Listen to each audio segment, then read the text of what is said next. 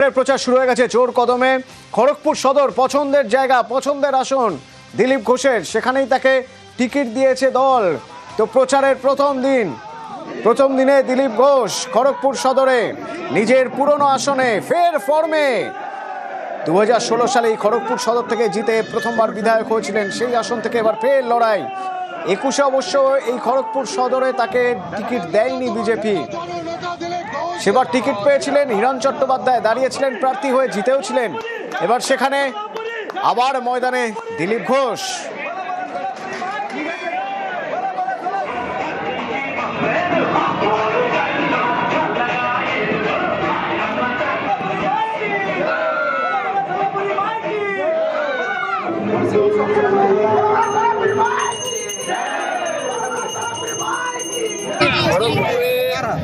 BJP কর্মীদের উৎসাহই আলাদা। সাধারণ মানুষ এখানে বিজেপিকে নিজের পার্টি মনে করে। এবারে আমরা জিতবো বেশি মার্জিনে আর বেশি ভোট পাবো, এটা আমাদের টার্গেট। 1 লাখ ভোট পাবো। আর এই খড়গপুর সদরে তৃণমূল গতকাল প্রার্থী হিসেবে নাম ঘোষণা করেছে প্রদীপ সরকারের। যে প্রদীপ সরকার দাবি করছেন যে দিলীপ ঘোষ তো বহিরাগত, ঘরের ছেলেকে ভোট দেওয়া উচিত। পাল্টা সেই চ্যালেঞ্জ নিয়ে দিলীপ ঘোষ বলছেন যে তিনি জিতেই ছাড়বেন।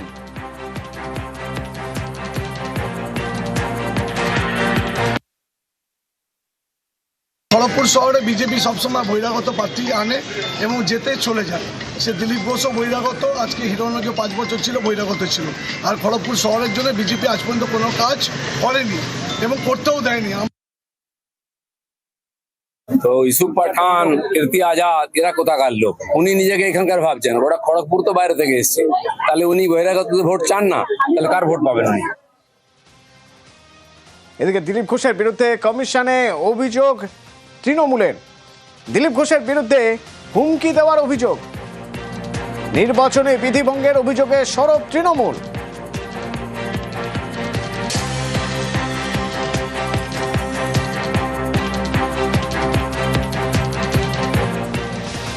বরানগর জমজমাট প্রচার যুদ্ধ, সকাল থেকে বিজেপি প্রার্থী সজল ঘোষ প্রচারে।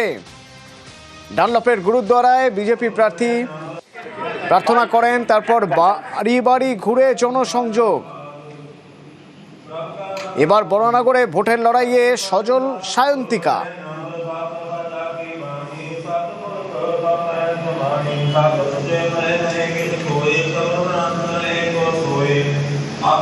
তৃণমূলকে হারাতে আপনার কাছে বরানগরে দ্বিতীয় কোনো পথ নেই।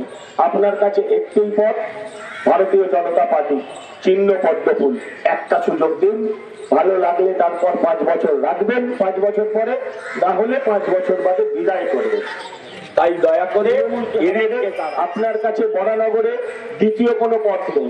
আপনার কাছে একটি পথ, ভারতীয় জনতা পার্টি, চিহ্ন পদ্মফুল। একটা সুযোগ দিন, ভালো লাগলে তারপর 5 বছর রাখবেন, 5 বছর পরে না হলে 5 বছর বাদে বিদায় করবেন।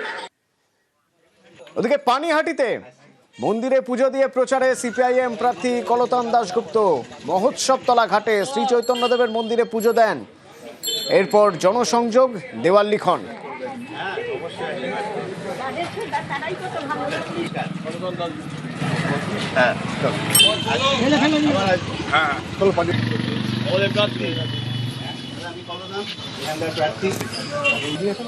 আমার তো অন্য জায়গা আছে, এই তো খবর কেন জানোই, সেখান থেকে পাড়ার মধ্যে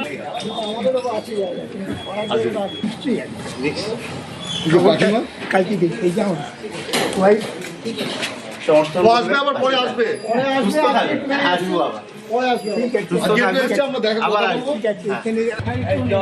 সব গড়ানো তোলার ব্যাপারে ধসাটা ঠিক আছে।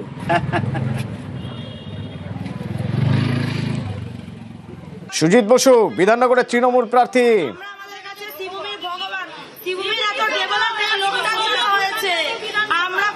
আমরা এই কাকুকেই চাই, কাকু ছাড়া আমাদের কোনো গতি নেই।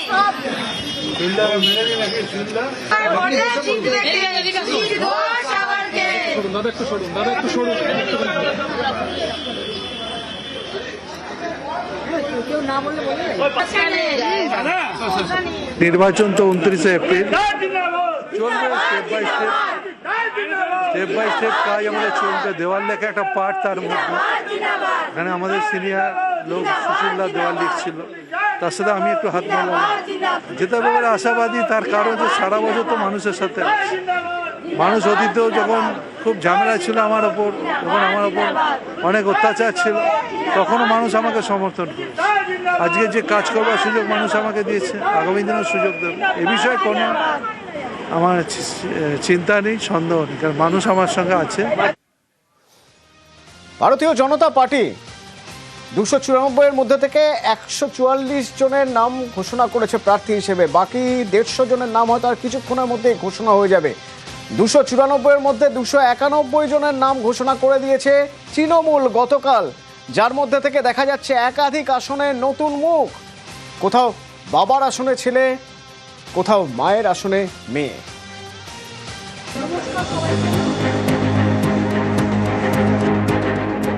মঙ্গলবার প্রার্থী তালিকা প্রকাশ তৃণমূলের।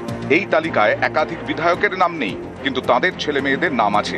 যেমন পানিহাটির বিধায়ক নির্মল ঘোষ, তাকে এবার প্রার্থী করেনি তৃণমূল, টিকিট দিয়েছে তার ছেলে তীর্থঙ্কর ঘোষকে। দল আস্থা যখন রেখেছে তখন এই লড়াই জেতার লড়াই জিতবই। এই মাটিতেই রাজনীতি করে বড় হওয়া, একসাথে অনেক নির্বাচনী যুদ্ধ একসাথে উতরেছি যাদের সাথে, তাদের সাথেই নির্বাচনী বৈতরণী পার করব। মানিকতলা বিধানসভা কেন্দ্র, সাধন পাণ্ডের মৃত্যুর পর উপনির্বাচনে জিতে বিধায়ক হন স্ত্রী সুপ্তি পাণ্ডে। সেখানেই এবার তৃণমূল প্রার্থী সাধন পাণ্ডের মেয়ে শ্রেয়া। দল দায়িত্ব দিয়েছে, নির্বাচনে নেমে পড়েছি, জিত নিশ্চিত। উন্নয়ন বাদেও উন্নয়ন, অ্যাভেলেবিলিটি, চোখে দেখা, পাশে পাওয়া, সাথে থাকা, আপনি কোনো অল্টারনেট নাম খুঁজে পাবেন না। আমি দলের কাছে অনুগত, কৃতজ্ঞ। উত্তরপাড়ায় টিকিট পাননি কাঞ্চন মল্লিক, সেখানে এবার তৃণমূল প্রার্থীর শীর্ষণ্য বন্দ্যোপাধ্যায়, যিনি শ্রীরামপুরের সাংসদ কল্যাণ বন্দ্যোপাধ্যায়ের ছেলে। ইলেকট্রাল পলিটিক্সের নতুন মুখ হতে পারে। 2005 থেকে ছাত্র রাজনীতি করেছি, উনি যেটা আমাকে যোগ্য মনে করেছেন আমি সেইটা পালন করব। জয় ব্যাপারে আমি নিশ্চিত। আমার বাবার জন্য 4 বার আমি ওখানে প্রচার করেছি, কোনোবার উত্তরপাড়ার মানুষ আমাকে ফেরাননি, এবং আমার দৃঢ় বিশ্বাস যে এবার আমি ওই সুযোগটা পেয়েছি নিজের জন্য ভোটটা চাইতে যাওয়ার। আমি ঘরেরই ছেলে। ছেলেকে এখন পরিশ্রম করতে হবে প্রচুর এই উত্তরপাড়া বিধানসভায়। জানেন, কোনো যুদ্ধ তো সহজ নয়, এবং উত্তরপাড়া বিধানসভা খুবই বর্ধিষ্ণু বিধানসভা, মানে ওখানে খুব শিক্ষিত মানুষদের থাকে, সেটাও খাটে, ও খুব লেবরিয়াস ছেলে। আশা করি খুব বড় লয়ার হবে এবং আগামী দিনে ভবিষ্যতে ভারতবর্ষের একজন রাজনীতিবিদ হবে। সম্প্রতি তৃণমূলে যোগ দেন বাম আমলের মন্ত্রী ক্ষিতি গোস্বামীর মেয়ে বসুন্ধরা গোস্বামী। বসুন্ধরাকে দাঁড় করানো হয়েছে পূর্বস্থলী উত্তর থেকে। নেত্রী আমাকে বিশ্বাস করেছেন, আমার নমস্কার ওনাকে, আমার প্রণাম ওনাকে। আমার মা আমাকে জন্ম দিয়েছেন, বড় করেছেন, কিন্তু নেত্রী আমাকে আইডেন্টিটি দিয়েছেন। উনি আমাকে বিশ্বাস করেছেন, আমি আপ্রাণ, আমার জীবনী শক্তির শেষ বিন্দু পর্যন্ত আমি লড়ব। কি হবে যে আমি সেসব জানি না, কিন্তু আমি লড়ব। এন্টালিতে স্বর্ণকমল সাহা টিকিট পাননি, দাঁড়িয়েছেন তার ছেলে সন্দীপন সাহা। সব সন্তানই চায় যে তার বাবার ব্যাটন তার হাতে আসুক। সারা বছর পড়াশুনো করে, তাদের পরীক্ষার সময় শুধু রিভিশন করতে হয়। আর যে ছাত্রছাত্রীরা পড়াশুনো করে না, তারা পরীক্ষার সময় হাতড়ায়। বিজেপির অবস্থা হচ্ছে সেই ছাত্রছাত্রী যারা পরীক্ষার সময় হাতড়ায়, আর আমরা হচ্ছে সেই ছাত্রছাত্রী যারা এই সময় খালি রিভিশন করলেই হয়ে যাবে, কারণ মানুষের সাথে আমাদের সব সময় যোগাযোগ রয়েছে। বনগাঁ দক্ষিণের তৃণমূল প্রার্থী ঋতুপর্ণা আঢ্য, তিনি বনগাঁ পুরসভার প্রাক্তন চেয়ারম্যান শঙ্কর আঢ্যর মেয়ে।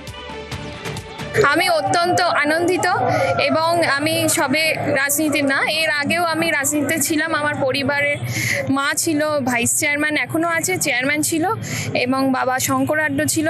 সবাইকে নিয়ে আমি এগোবো, আর আশা করি আমরা বিজেপিকে হাঁটাতে পারবো।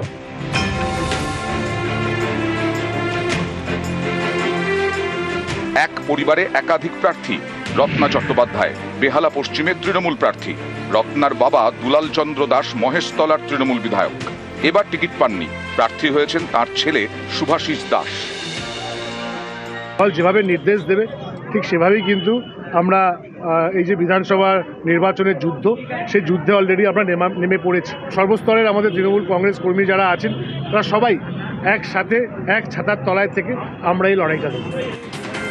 মলয় ঘটক রাজ্যের আরেক মন্ত্রী, আসানসোল থেকে ভোটে লড়বেন। কুলটি থেকে লড়বেন তাঁর ভাই অভিজিৎ ঘটক। নিউজ 18 বাংলা। গতকাল নাম ঘোষণা এবং তারপর দেখা গেল আজই শ্রেয়া পাণ্ডে বাড়ি বাড়ি গিয়ে তিনি জনসংযোগ করছেন, সেই ছবি ধরা পড়লো ক্যামেরায়।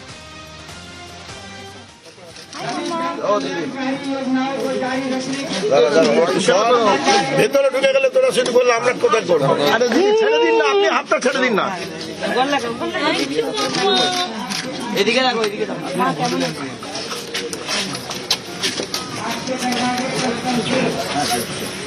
লড়াইটা প্রতিদিন জায়গাতে হয়, তো জীবন পুরোটাই লড়াই, তোমাকে লড়াইটা ফেস করতে হবে। এটা নয় যে আমার এই লড়াইটা আছে, লড়াই তো শুরু হবে। ইলেকশনে জেতার পর যে কাজটা ভালো করে করতে হবে সেটা সারা জীবনের লড়াই। পরিশ্রম করব, আমি পরিশ্রম করতে রাজি। আমি 24 আওয়ার্স আমি কোনো হবি না, কোনো অ্যাক্টিভিটি না, আমি এটাই করতে চাই, আর আমি এটাই করতে চেয়েছি। রাজ্য দখল হবে।